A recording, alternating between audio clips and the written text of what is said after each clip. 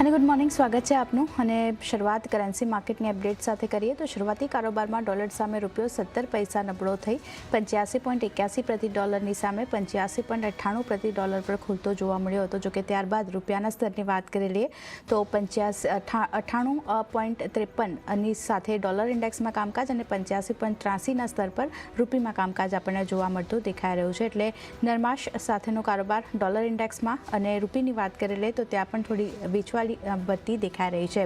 આપણી સાથે ચર્ચામાં કોમોડિટી સિક્યુરિટીઝના ભાવિક પટેલ જોડાઈ ગયા છે. ભાવિકજી, ગુડ મોર્નિંગ, સ્વાગત છે આપનું. અને કરન્સી માર્કેટની અપડેટ સાથે શરૂઆત કરીએ. કઈ રીતે જોઈ રહ્યા છો? એક ગઈકાલનું ક્લોઝિંગ 85-81ની આસપાસ આપણે જોયું હતું, એની સામે 85-98ના સ્તરની આસપાસ આપણને રૂપિયો ખુલતો જોવા મળતો દેખાઈ રહ્યો છે. ત્યારબાદ 83ના સ્તર એટલે 85.83ના સ્તરની પાસે અત્યારે આપણે કામકાજ જોઈ રહ્યા છે.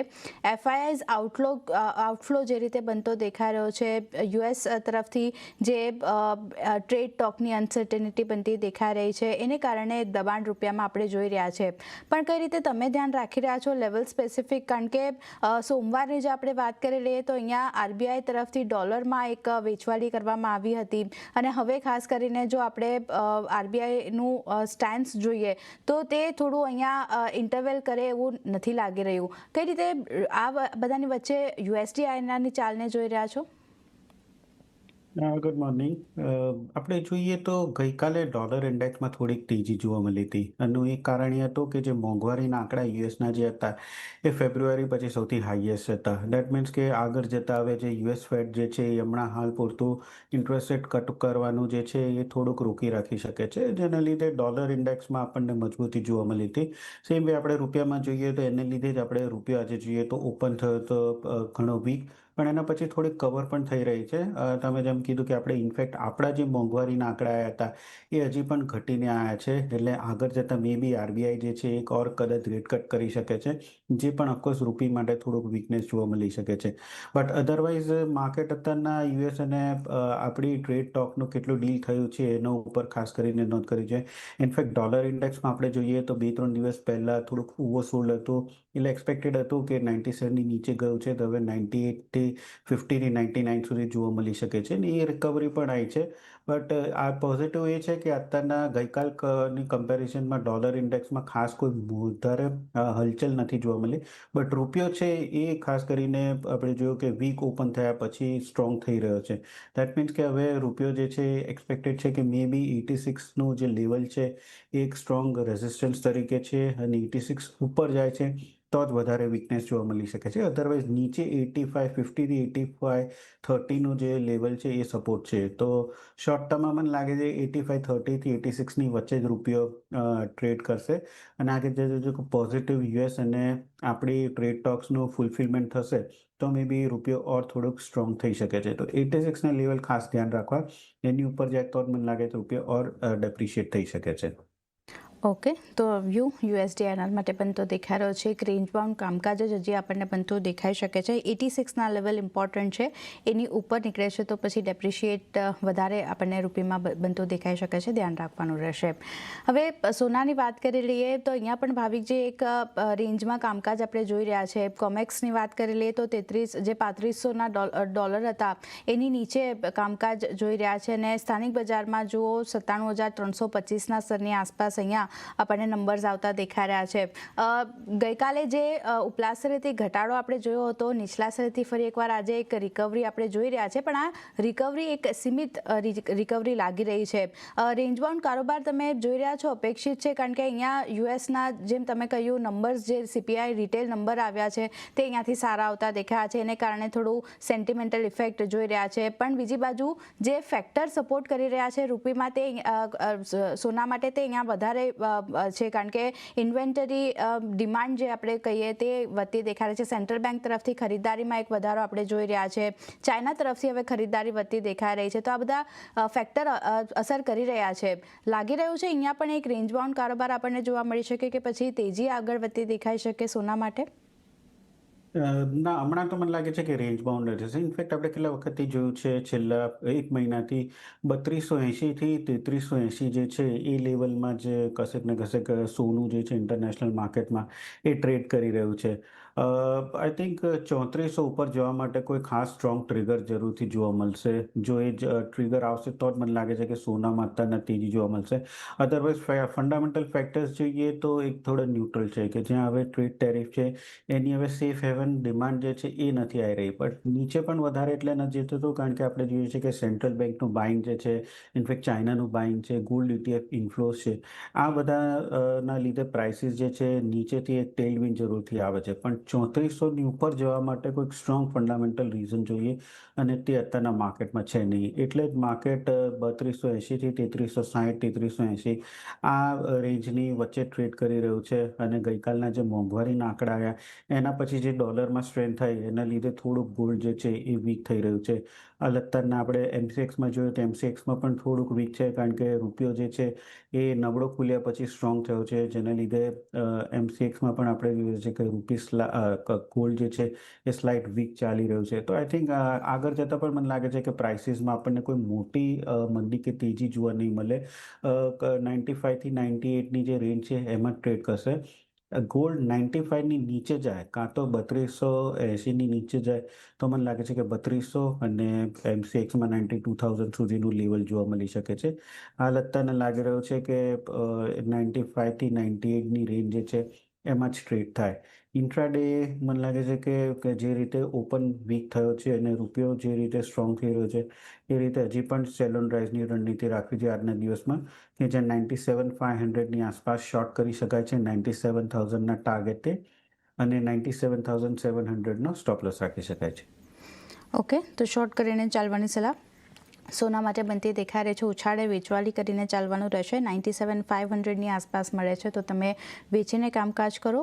ટાર્ગેટ 97,000 સુધીના બનતા દેખાઈ શકે છે. સ્ટોપ લોસ 97,700નો રાખવાનો રહેશે. તો એક વેચીને કામકાજ કરીને ચાલવાની સલાહ સોના માટે બનતી દેખાઈ રહી છે કે હજી પણ ડાઉનસાઇડ આપણને બનતી દેખાઈ શકે છે. પણ ભાવિકજી, જો આજે જે રીતે ઇન્ડોનેશિયા પર ટ્રમ્પ તરફથી ટેરિફ લગાવવામાં આવ્યા છે ને એમ પણ કહેવામાં આવ્યું છે કે ભારત સાથેની વાતચીત જે છે તે ડેવલપમેન્ટમાં આવતી દેખાઈ રહી છે અને આગળ વધી રહી છે અને સારી રીતે ખાસ કરીને આગળ વધતી દેખાઈ રહી છે. જો અહીંયા US ઇન્ડિયા ટ્રેડ ને લઈને કંઈક સમાચાર આવે છે તો પછી તમે ગોલ્ડ માટે કઈ રીતે સિનારીઓ જોઈ રહ્યા છો? કારણ કે એ તો આપણને લાગી રહ્યું છે કે 2 મહિના મેક્ઝિમમ જો આપણે પકડીએ ટાઈમ તો એમાં આપણને સમાચાર આવતા જોવા મળી શકે છે. એ જો આવે છે તો પછી સોના માટે કઈ રીતે લેવલ્સ ધ્યાનમાં રાખવા? આઈ થિંક આપણે ક્યારની 2 વીકથી તો વાત ચાલી રહી છે US ને ચાઇનાની. 2 વીકથી ટ્રમ્પે કહી રહ્યો છે ડીલ થવાની છે, ડીલ થવાની છે. સેકન્ડ ટાઈમ આપણે જે ટ્રેડ મિનિસ્ટર્સ છે એ US ગયા છે આ વખતે 2-3 દિવસ પહેલાં. એટલે કશેક ને કશેક તો ટ્રેડ ડીલ થવાની જ છે. બટ માર્કેટે પણ ઓલરેડી એન્ટિસિપેટ કરી લીધું છે કે હવે ટ્રેડ ડીલ થવાની છે. એના લીધે જ આપણે જોઈ રહ્યા છે કે રૂપિયો કે ગોલ્ડમાં ખાસ કોઈ મૂવમેન્ટ નથી આવી. ઇનફેક્ટ જ્યારે જુલાઈ 9ની ડેડલાઇન આવવાની હતી એની પહેલાં જ્યારે ટ્રમ્પે કીધું કે અમે અમુક કન્ટ્રીઝ ઉપર ટેરિફ નાખવાના છે તો પણ આપણે માર્કેટ અને જે કન્ટ્રી ઉપર ટેરિફ નાખ્યા છે એની કરન્સીની પણ આપણે જોઈએ તો એટલું બધું રિએક્શન નહોતું. આ એક વાઘાયો જેવું થઈ ગયું છે કે એપ્રિલથી ટ્રમ્પ ટેરિફ નાખવાની વાત કરે છે અને પછી કહે છે કે ટ્રેડ ડીલ જો વાત ચાલે છે તો પોઝ થાય છે. એટલે હવે માર્કેટ એટલું મોટું રિએક્શન નથી કર્યું. અને સેમ વે છે કે છેલ્લા આપણે 3 અઠવાડિયાથી ઇન્ડિયા અને આપણી USની ટ્રેડ ડીલની વાત ચાલી રહી છે. મે બી પ્રોગ્રેસ છે. ખાલી આઈ થિંક એગ્રીના ફંડા ઉપર આપણે અટકી ગયા છે. તો ઓવરઓલ જો હવે પણ ટ્રેડ ડીલ આવે તો માર્કેટે ઘણું ખરું ડિસ્કાઉન્ટ કર્યું છે અને આપણે કરન્સી કે ગોલ્ડમાં કોઈ બહુ મોટો ઇફેક્ટ નહીં આવે. તો અહીંયાથી આ વ્યૂ બનતો દેખાઈ રહ્યો છે. ખાસ કરીને ટ્રેડ ડીલને લઈને જો કોઈ સમાચાર આવે છે તો કોઈ મોટી અસર સોના પર નહીં જોવા મળે અને રેન્જ પણ કામકાજ જે અત્યારે થતું દેખાઈ રહ્યું છે એવી રીતે જ આ કામકાજ આપણને આગળ વધતું દેખાઈ શકે છે. પણ આજ માટે સેલ ઓન રાઇઝ કરીને ચાલવાની સલાહ સોના માટે બનતી દેખાઈ રહી છે. આગળ ચાંદી પર પણ એક વ્યૂ લઈ લઈએ ભાવિક. અહીંયા પણ આપણે જોઈ રહ્યા છે જે 14 વર્ષના ઉપલા સ્તર હતા ત્યાંથી કિંમતો આપણને ઘટતી દેખાઈ રહી છે. સ્થાનિક બજારમાં આપણે જોયું છે રેકોર્ડ સ્તર બનતા દેખાયા હતા. આ સપ્તાહની જ વાત કરી લઈએ તો અને અત્યારે જુઓ સ્થાનિક બજારમાં 1,14,000ની આસપાસ કામકાજ જોઈ રહ્યા છે. જ્યારે ઇન્ટરનેશનલ માર્કેટની વાત કરી લઈએ ત્યાં થોડું નીચલા સ્તરે સુધારો છે પણ જે $38 સ્તર બન્યા હતા ત્યાંથી ઘટાડો આપણે જોઈ રહ્યા છે. ટેરિફની ચિંતાઓ અહીંયા બનતી દેખાઈ રહી છે અને કારણે આ સ્થિતિ આપણે જોઈ રહ્યા છે. પણ ઇન્ડસ્ટ્રીયલ ડિમાન્ડ જે રીતે વધતી દેખાઈ રહી છે સોલાર પેનલ તરફથી પણ એને લીધે સપોર્ટ જે છે તે અહીંયાથી વધી રહ્યો છે ચાંદી માટે. ગોલ્ડ સિલ્વર રેશિયો પણ આપણે જોયા છે ચાંદીના ફેવરમાં આવતો દેખાઈ રહ્યો છે. કઈ રીતે ધ્યાન રાખી રહ્યા છો સિલ્વર માટે? આપણે ફર્સ્ટ હાફ ઓફ 2025 અને સેકન્ડ હાફ ઓફ 2025 જોઈએ તો ગોલ્ડ અને સિલ્વરના જે ડાયનામિક્સ છે એ થોડા ચેન્જ થયા છે કે જ્યાં પહેલા હાફમાં આપણે જોયું કે સોનું જે છે એ સ્ટ્રોંગલી આઉટ પરફોર્મ કરી રહ્યું હતું અને જે ગોલ્ડ સિલ્વર રેશિયો તો 108 સુધી થઈ ગયો હતો અને હવે આપણે જોઈએ તો ગોલ્ડ સિલ્વર રેશિયો 87ની આસપાસ આવી ગયો છે અને સેકન્ડ હાફમાં જે ચાંદી છે એ કેચઅપ કરી રહી છે. મને લાગે છે કે મેઇન ઇમ્પોર્ટન્સ કે જે આપણે તેજી જોઈ ચાંદીમાં લાસ્ટલી એનું એક કારણ એ છે કે યુએસએ મેક્સિકો ઉપર 30% ટેરિફ નાખી છે. હવે મેક્સિકો જે છે વર્લ્ડનું સૌથી મોટું સિલ્વરનું પ્રોડ્યુસર છે અને યુએસ જે સિલ્વર લે છે એ મેક્સિકો ઉપરથી લે છે. ઓલ્ધો યુએસએ કેનેડા મેક્સિકોની જે ટ્રેડ એગ્રીમેન્ટ છે એમાં સિલ્વર ઉપર ટેરિફ નથી નાખ્યા, બટ માર્કેટને એવી ચિંતા વ્યક્ત થઈ કે જેમ કોપર ઉપર ટેરિફ નાખવાના તન થઈ એમ બી સિલ્વર ઉપર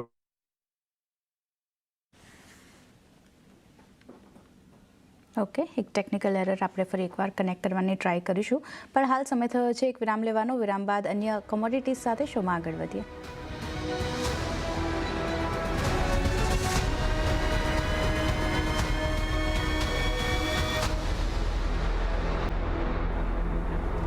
વિરામ બાદ ફરી સ્વાગત આપનું અને આગળ વધીએ તો ભાવિકજી, આપણે સિલ્વર માટે વ્યૂ લઈ રહ્યા હતા અને સ્ટ્રેટેજી ખાસ કરીને સિલ્વર માટે કઈ રીતે ધ્યાન રાખવી અહીંયાથી આજે? આજે આઈ થિંક સેલ ઓન રાઇઝની રણનીતિ રાખવી જોઈએ. તો આજના દિવસમાં 1,11,800ની આસપાસ શોર્ટ કરી શકાય છે. 1,11,000ના ટાર્ગેટથી અને 1,12,200નો સ્ટોપ લોસ રાખી શકાય છે. ઓકે, તો અહીંયા પણ સેલ ઓન રાઇઝ કરીને ચાલવાની સલાહ ચાંદી માટે બનતી દેખાઈ રહી છે. 1,11,800ની આસપાસ મળે છે તો ત્યાંથી તમે વેચીને કામકાજ કરો. 1,11,000નો સ્ટોપ લોસ અને 1,12,200 સુધીના સ્ટોપ લોસ તરીકેના ટાર્ગેટ સ્ટોપ લોસ તરીકે તમારે લેવલ્સ ધ્યાનમાં રાખવાના છે. તો એક વેચીને કામકાજ કરીને ચાલવાની સલાહ ચાંદી માટે પણ બનતી દેખાઈ રહી છે. આગળ વધીને બેઝ મેટલ્સની ચાલ પર નજર કરી લઈએ તો અહીંયા પણ એક મિશ્ર કામકાજ શરૂઆતી કારોબારમાં બનતું દેખાયું હતું. MCXની વાત કરી લઈએ તો કોપર અને લેડ થોડું ઘટ્યું હતું, પણ બાકીની મેટલ્સમાં એક મામૂલી તેજી સાથેનું કામકાજ જોવા મળ્યું હતું. પણ અત્યારે જુઓ, સ્થિતિ આપણને બધા મેટલ્સમાં દબાણ સાથેની બનતી દેખાઈ રહી છે, જ્યાં ઝિંકમાં ઓલમોસ્ટ 0.5% આસપાસની વેચવાલી સાથેનું કામકાજ થતું દેખાઈ રહ્યું છે. ભાવિકજી, કઈ રીતે બેઝ મેટલ્સને ધ્યાનમાં રાખી રહ્યા છો? કારણ કે અહીંયા ખાસ કરીને ઘણા સમયથી આપણે જોઈ રહ્યા છીએ એક રેન્જ બાઉન્ડ કામકાજ થતું દેખાઈ રહ્યું છે. કોઈ એવા ટ્રિગર નથી જે પોઝિટિવ સાઇડ અસર કરતા જોવા મળી શકે. કોપરની વાત કરી લઈએ તો LME પર આશરે જો તો 2.5%નો ઘટાડો આપણને કિંમતોમાં બનતો દેખાયો છે. LME પર ઇન્વેન્ટરીઝની સ્થિતિ આપણે જોઈએ મેટલ્સની તો મોટાભાગની મેટલ્સની સ્થિતિ આપણને ઘટતી દેખાઈ રહી છે. માત્ર નિકલની ઇન્વેન્ટરીની વાત કરી લઈએ તો તે આ થોડી સ્થિર થતી દેખાઈ રહી છે. આ બધાની વચ્ચે કઈ રીતે ધ્યાન રાખી રહ્યા છો અને કઈ મેટલ્સ પર ફોકસ કરવું અત્યારે? મેટલમાં આપણે જોઈએ કે તમે જેમ કીધું કે કોપરમાં આપણે જોઈએ LMEમાં ઇન્વેન્ટરીઝ ઘટી રહી છે, બટ એ બધી ઇન્વેન્ટરીઝ આપણે જોઈએ તો કોમેક્સમાં જે CME છે ત્યાં બધી જઈ રહી છે. કારણ કે ઓગસ્ટ ફર્સ્ટમાં 40 કે 50% અત્યારના કીધી છે ઇમ્પોર્ટ પર કોપર પર ડ્યુટી નાખશે. તો એ ડ્યુટી એપ્લિકેબલ થાય એની પહેલાં જ જોઈ રહ્યા છે કે LMEમાંથી બધી જે ઇન્વેન્ટરીઝ છે એ યુએસમાં જઈ રહી છે. એટલે પેરિટી પણ આપણે જોઈએ, પ્રીમિયમ પણ જોઈએ તે બહુ વધી ગયું છે LME ટુ કોમેક્સમાં. એટલે ઓવરઓલ મને લાગે છે કે અહીંયાથી એટલીસ્ટ કોપરમાં થોડુંક વેઇટ એન્ડ વોચ કરવું જોઈએ. બટ બીજી બધી બેઝ મેટલમાં લાગે છે કે વીકનેસ જોવા મળી શકે છે. ચાઇનાના જે GDPના ડેટા એ થોડા પોઝિટિવ આવ્યા, પણ એની સામે રિટેલ સેલ્સ ને મેન્યુફેક્ચરિંગના જે ડેટા છે એ વીક છે. પ્લસ યુએસમાં જે મોંઘવારી ડેટા વધી રહ્યા છે એ રીતે પણ લાગે છે કે મે બી અહીંયાથી થોડુંક ગ્રોથ જે છે એ સ્લો થઈ શકે છે અને ડોલર ઇન્ડેક્સમાં તેજી જોવા મળે છે. એટલે આ બધા ફેક્ટર્સ અત્યારના દેખાઈ રહ્યા છે કે વીકનેસ આપણે બેઝ મેટલમાં જોવા મળી શકે છે. તો બેઝ મેટલ્સમાં સેલ ઓન રાઇઝની રણનીતિ રાખવી છે બેઉ ઝિંક અને એલ્યુમિનિયમમાં, કે જ્યાં ઝિંકમાં 256ની આસપાસ શોર્ટ કરી શકાય છે 253ના ટાર્ગેટથી અને 257નો સ્ટોપ લોસ રાખી શકાય છે. અને એલ્યુમિનિયમમાં પણ આપણે વેચીને જ કારોબાર કરી શકાય છે 248ની આસપાસ 246ના ટાર્ગેટથી અને 249નો સ્ટોપ લોસ રાખી શકાય છે. ઓકે, તો આ વ્યૂ બેઝ મેટલ્સ માટે બનતો દેખાઈ રહ્યો છે. ખાસ કરીને કોપર માટે વેઇટ એન્ડ વોચની સ્થિતિ બનતી દેખાઈ રહી છે અને જે રીતે ચાઇનાના જીડીપી નંબર્સ પોઝિટિવ આવ્યા છે, ગ્રોથનું ફોરકાસ્ટ થોડું સ્લો થવાના બનતા દેખાઈ રહ્યા છે. તો બે કમોડિટી ખાસ ફોકસમાં રાખો, ઝિંક અને એલ્યુમિનિયમ, જ્યાં વેચીને કામકાજ કરીને ચાલવાની સલાહ છે. ઝિંક માટેના લેવલ્સ જોઈ લઈએ તો 256ની આસપાસ વેચો, 253નો ટાર્ગેટ બનતો દેખાઈ રહ્યો છે અને સ્ટોપ લોસની વાત કરી લઈએ તો 257નો રાખવાનો રહેશે. જ્યારે એલ્યુમિનિયમ 248ની આસપાસ વેચો, ટાર્ગેટ 246 સુધીના અને સ્ટોપ લોસ 249નો રાખવાનો રહેશે અને વેચીને કામકાજ કરીને ચાલવાની સલાહ ઝિંક અને એલ્યુમિનિયમ માટે બનતી દેખાઈ રહી છે. આગળ એનર્જી પેકમાં ક્રૂડ માટે પણ વાત કરી લઈએ. અહીંયા ફરી એકવાર નીચલા સ્તરેથી રિકવરી આપણે જોઈ હતી. શરૂઆતી કારોબારમાં બ્રેન્ટના ભાવ $68 પાર પહોંચતા દેખાયા હતા. અત્યારે પણ જુઓ $68 ઉપર એટલે 5%થી વધુની ખરીદારી બ્રેન્ટમાં બનતી દેખાઈ રહી છે. સ્થાનિક બજારમાં પણ 0.5%થી વધુની અપસાઇડ છે અને નાઇમેક્સમાં પણ કિંમતો વધતી દેખાઈ રહી છે. ભાવિકજી, અહીંયા વાત કરી લઈએ તો ખાસ કરીને ઘણા છેલ્લા 2 દિવસની જ વાત કરી લઈએ, ઘટાડા સાથેનું કામકાજ હતું, પણ ફરી એકવાર અહીંયાથી કિંમતોમાં રિબાઉન્ડિંગ જોઈ રહ્યા છે. મજબૂત સિઝનલ ડિમાન્ડ અને ઘણી ઇકોનોમિક છે જેમાં એક સુધારો આપણે જોઈ રહ્યા છે, જેમ કે ચાઇનાના જીડીપી નંબર્સ પોઝિટિવ આવતા દેખાઈ રહ્યા છે. એને લઈને ખાસ કરીને સપોર્ટ મળી રહ્યો છે. પણ બીજી બાજુ ઇન્વેન્ટરીમાં વધારો છે. આજે એપીના ડેટા આવ્યા હતા જ્યાં યુએસની ઇન્વેન્ટરીમાં વધારો તેઓ બતાવી રહ્યા છે. ટેરિફની ચિંતા છે. અપસાઇડ થોડી લિમિટેડ લાગી રહી છે આ બધાની વચ્ચે.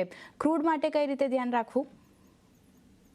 યસ આરતીજી, તમે સાચું કીધું. અપસાઇડ લિમિટેડ છે, આઈ થિંક ડાઉનસાઇડ લિમિટેડ છે. કારણ કે અપસાઇડ લિમિટેશનનું એક કારણ એ છે કે આ જે ટેરિફની જે અનસર્ટનિટી છે એ ડિમાન્ડને કશેક ને કશેક અટકાઈ શકે છે. બટ અત્યારના સિઝનલી આપણે જોઈએ તો યુએસની અત્યારના ડિમાન્ડ જે છે, કન્ઝમ્પશન છે, હાઈ છે.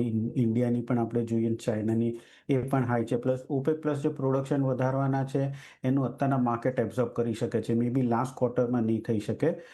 તો એટલે અત્યારના એટલી બધી ચિંતા છે નહીં. બટ ટ્રિગર એ છે કે પોઝિટિવ પણ એટલું બધું નથી, કારણ કે ડિમાન્ડ એટલી બધી વધવાની નથી. જો વધારશે તો ઓપેક પ્લસ એનું પ્રોડક્શન છે એ તો ઓલરેડી વધારવાના જ છે. એટલે કશેક ને કશેક આપણે જોઈ રહ્યા છે કે ક્રૂડ જે છે એ પણ કશેક ફસી ગયું છે 5600થી 5900ની આસપાસનો.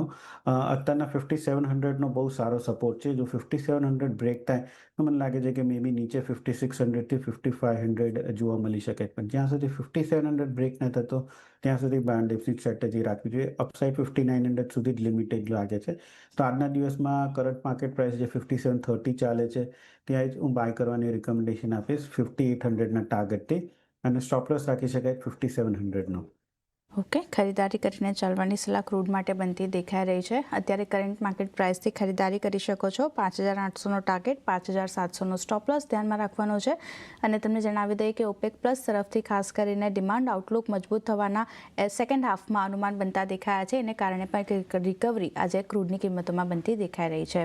આગળ વધીએ, નેચરલ ગેસ માટે ભાવિકજી કઈ રીતે વ્યૂ રાખી રહ્યા છો? અહીંયા શરૂઆતી કામકાજમાં ફ્લેટ કામકાજ જોયું હતું આપણે, લગભગ 302ના લેવલ્સની આસપાસ નેચરલ ગેસમાં કામકાજ થતું દેખાયું હતું. અત્યારે પણ એની આસપાસ જ લેવલ્સ બનતા દેખાઈ રહ્યા છે. અહીંયા કઈ રીતે ધ્યાન રાખી રહ્યા છો? કારણ કે અહીંયા પણ કોઈ મોટા ન્યૂઝ એવા બનતા નથી દેખાયા જે સપોર્ટ કરી શકે. કઈ રીતે ધ્યાન રાખવું? યસ, નેચરલ ગેસમાં થોડીક આપણને રિકવરી જોવા મળી છે, કારણ કે યુએસમાં અત્યારના ગરમીની સિઝન સ્ટાર્ટ થઈ છે. એ આ એક્સપેક્ટેડ છે કે વધી શકે છે ગરમી, જેને લીધે કુલિંગ ડિમાન્ડની નેચરલ ગેસમાં જે ડિમાન્ડ જે છે એ વધી શકે છે. બટ અપસાઇડ પણ લિમિટેડ રહેશે, કારણ કે એલએનજીનું જે એક્સપોર્ટ જે છે એ પણ અત્યારના ફૂલ સિઝનમાં ચાલી રહ્યું છે, અને પ્રોડક્શન જે છે નેચરલ ગેસનું એ પણ વધી રહ્યું છે. એટલે અહીંયાથી 305થી 310 ઉપર સસ્ટેન થાય એવું દેખાઈ નથી રહ્યું. બટ ડાઉનસાઇડ પણ આપણે જોઈએ તો 290થી 285નો એક સપોર્ટ બની ચૂક્યો છે. તો ઇન્ટ્રાડે પર્પઝથી જ કરંટ માર્કેટ પ્રાઇસથી બાય કરી શકાય છે 308ના ટાર્ગેટથી, અને 300નો સ્ટોપ લોસ રાખી શકાય છે. પોઝિશનલી મને લાગે છે કે હજી થોડુંક નીચે આવે 290ની આસપાસ તો ફરીથી બાય કરી શકાય છે, કારણ કે અહીંયાથી અપસાઇડ જે છે એ થોડુંક લિમિટેડ દેખાઈ રહ્યું છે. ઓકે, તો અહીંયા એક વ્યૂ નેચરલ ગેસ માટે બનતો દેખાઈ રહ્યો છે. 300નો સ્ટોપ લોસ, 308 સુધીના ટાર્ગેટ બનતા દેખાઈ શકે છે. ખરીદારી કરીને નેચરલ ગેસમાં ચાલી શકો છો. આગળ વધ્યા અને હવે એગ્રી કોમોડિટીના કામકાજ પર નજર કરી લઈએ તો અહીંયા શરૂઆતી કારોબારમાં મસાલા પેકમાં એક પોઝિટિવિટી બનતી દેખાઈ હતી, પણ અત્યારે જો સ્થિતિ આપણને થોડી ઘણી મિશ્ર થતી દેખાઈ રહી છે. જ્યાં જીરાની વાત કરી લઈએ તો ત્યાં થોડું નેગેટિવ કામકાજ, 5%થી વધુની નરમાશ. હળદરમાં પણ દબાણ, માત્ર ધાણા એક પોઝિટિવ કામકાજ બતાવી રહ્યું છે. ભાવિકજી, ધાણા માટે કઈ રીતે ફંડામેન્ટલ જોઈ રહ્યા છો? કારણ કે ફંડામેન્ટલ તો મજબૂત છે, લેવલ સ્પેસિફિક જો વાત કરી લઈએ, અત્યારે જે જુલાઈ કોન્ટ્રાક્ટ ની વાત કરી લઈએ તો અહીંયા જે કામકાજ આપણે જોઈ રહ્યા છે 7,620ના લેવલ્સની આસપાસ પહોંચ્યું છે. કઈ રીતે ધાણા માટે ધ્યાન રાખવું જોઈએ?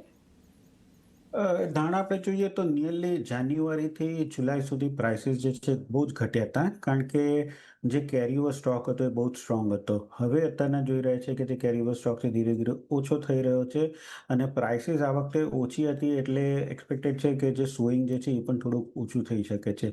હવે ડિમાન્ડ આપણે એફએમસીજી તરફથી જોઈ રહ્યા છે કે અહીંયાથી યુઝ્યુઅલી વધતી હોય છે મોન્સૂન સિઝન પછી, એટલે પ્રાઇસમાં પિકઅપ થયું છે. જે મોટું કેરીઓવર સ્ટોક હતું એ પણ ધીમે ધીમે ડિપ્લીટ થઈ રહ્યું છે, એટલે અહીંયાથી મને લાગે છે કે બીજી ₹100 સુધીની આપણને તેજી જોવા મળી શકે છે. બટ ઓલરેડી 7,300થી 7,700 ઓગસ્ટ કોન્ટ્રાક્ટ છે એમાં તેજી જોઈ ચૂક્યા છે, એટલે અહીંયાથી હવે સ્લાઇટ પુલબેક જરૂરથી જોવા મળી શકે છે નફા વસૂલી. તો 7,600ની વેઇટ કરવી જોઈએ ઓગસ્ટ કોન્ટ્રાક્ટમાં. 7,600ની આસપાસ આવે છે તો 7,800ના ટાર્ગેટથી બાય કરી શકાય છે 7,520ના સ્ટોપ લોસથી.